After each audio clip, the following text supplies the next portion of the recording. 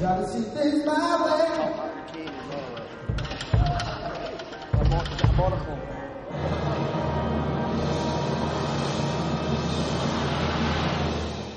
Last year we were discussing it and I was going to do like one of the smaller gigs, but I was kind of rushing a bit ahead of it because the album wasn't ready yet.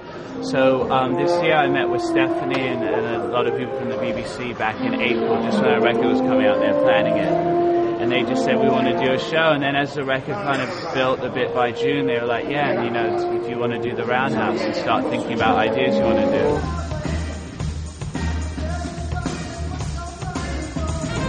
Everybody who plays in the band like loves and lives for music. So walking in the room yesterday and everyone hearing like the 58-piece string section playing these songs like Sunny and stuff, like we were all like, everyone basically was like on the verge of tears. There's just the sound of like that many people playing together that just like you don't get from anything else. And it's been a lot of work. It's been a lot of work to learn all these new songs and do everything, but the thing of the joy of just standing in this room at Abbey Road and hearing these people playing like behind your songs is just, it might never happen again. This might be all downhill from here for me, I think.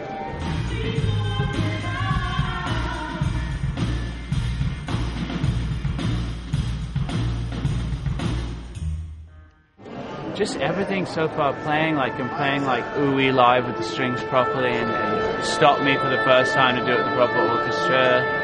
There's an overture at the beginning, it's like a spaghetti western. There's a lot of different stuff going on. Last night, I was like just tossing and turning, like I'd slept literally 2 hours and I was just like, all I could think about was just like set lists and order and arrangements and things. And yeah, it's like excitement, a little bit of nerves, but just, I don't know how to quite express it. I've never been through anything like it before, but it's really something, yeah, something. You can say it's something.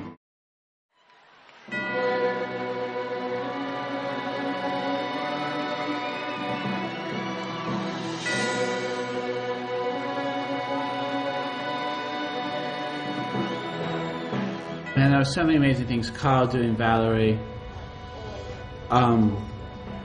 Charlie from the Rumble Strips when he sung Back to Black, because no one knows that cover. I heard that cover and I was like, what the hell is this? I went to a tiny record store in Soho and someone gave me this little 10-inch. I was like, oh, you got to hear this. It's this Rumble Strips cover of Back to Black. It's a song I wrote on Amy's record. And he just killed it and no one knew it, but like when we hit that chorus, dang, we only said goodbye.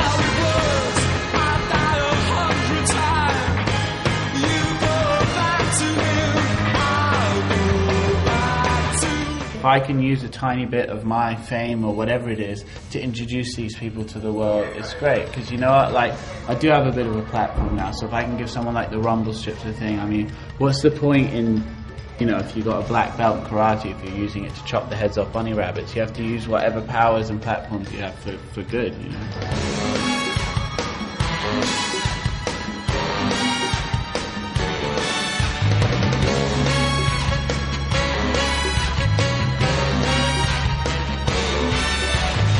I think it was amazing, obviously. What was so funny is every time I mentioned the BBC Orchestra, we get this like crazy roar, like I just brought like Frank Lampard on. But the thing was, it really was, like, people knew what gig they were coming to tonight. They knew this is a special gig, they knew this is the Proms.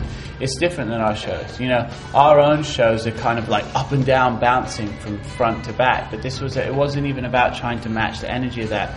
It's like, it's a completely different kind of show from start to finish, and you know, it's really like, it's a review with this brilliant orchestra behind us, and I think everyone just got up on the fact. And I feel like, even though I kept saying it, I wasn't trying to drill it into people's heads, but I feel like people really did feel like they were watching like a one-off experience. The BBC Orchestra, all of us, all of you. Thank you so much for being here with us. We hope you had a good night.